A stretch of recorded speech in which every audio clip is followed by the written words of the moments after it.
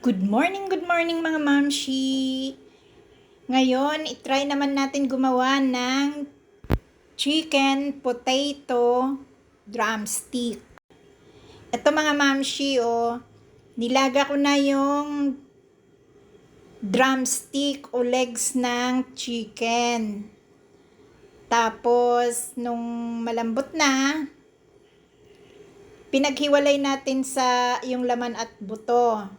Tapos yung laman, hihiwain natin ng maliliit, ganyan, parang giniling. Yan mga mamshi. Huwag po nating itatapon yung buto.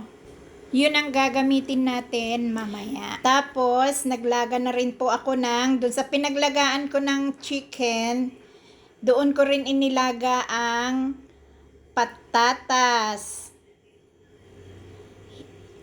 Tapos, durug-durugin po natin mga mamshi. Ayan.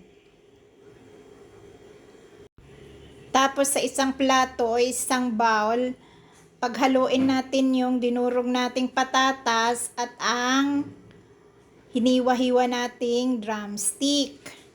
Lagyan natin ng konting harina, 2 kutsara. Lagyan din natin ng cheese, paminta, at konting asin. Halu-haluin lang natin mga mamshi. Ayan na yung pinagtanggalan natin ng manok. At ayan na. Kailangan din natin ng breadcrumbs, itlog, at harina. Tapos ayan na mamshi, pagkatapos natin paghalu-haluin, bibilugin naman natin. Ayan mga mamshi, Kinamay ko na mga mamshi, hindi na ako gumamit ng gloves. Naghugas naman po ako kaya malinis ang kamay ko. Pagbilog-bilog natin,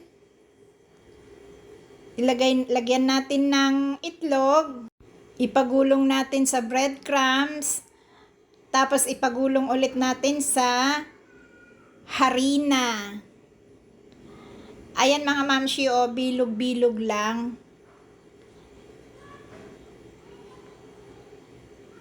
Roll sa egg, roll sa breadcrumbs, at roll sa harina.